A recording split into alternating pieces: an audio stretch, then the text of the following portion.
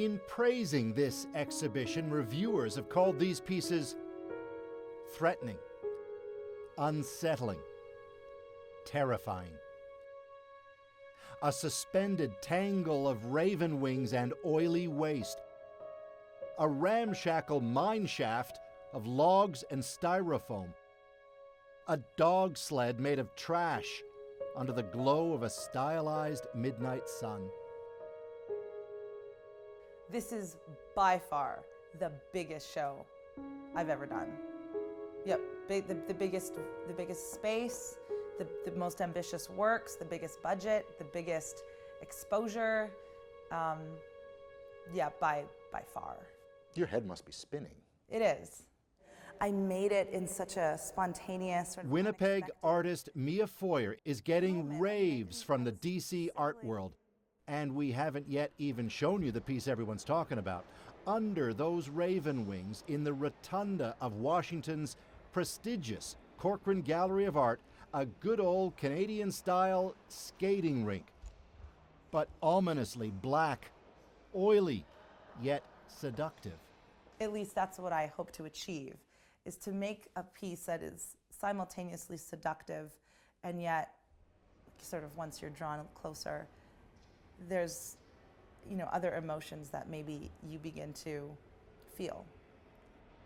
Such as, how do you feel about oil? That black rink, petroleum product. Likewise, the styrofoam here and all the bits of plastic found by Foyer in the Arctic that make up the dog sled. What got Foyer thinking about all this? The oil sands of Alberta. When Foyer visited Fort McMurray, she was taken aback not just by the landscape, but as well by an unusual attempt to reclaim it.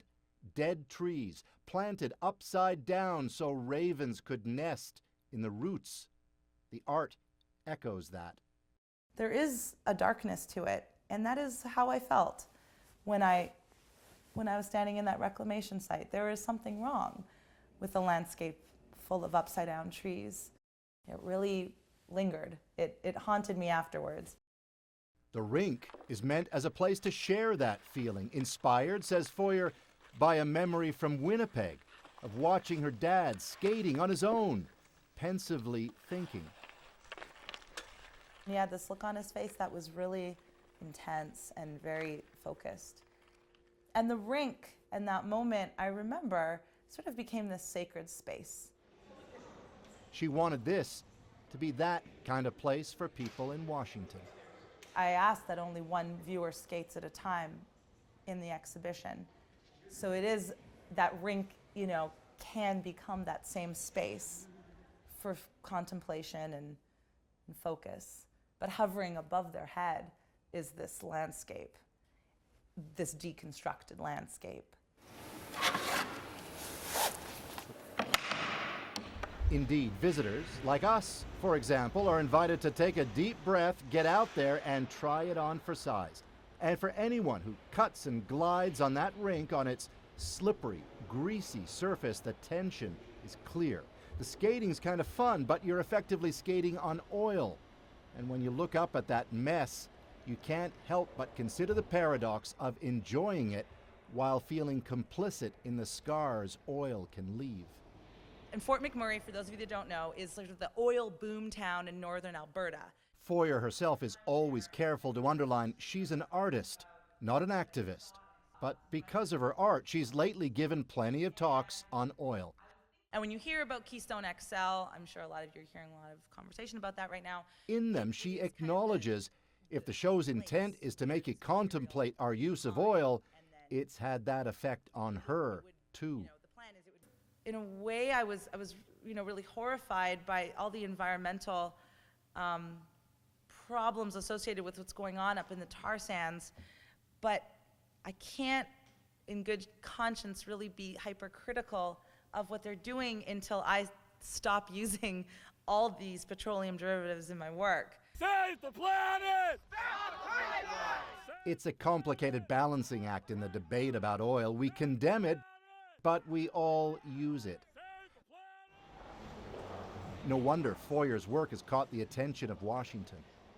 Among those who recently took in her show, a senior advisor to Barack Obama, as the White House considers the Keystone XL pipeline. The night we were there, plenty of other Americans laced up and got out there, some better at it than others, but all engaged in the art and the fun and the thinking. And that, says Foyer, is the whole idea.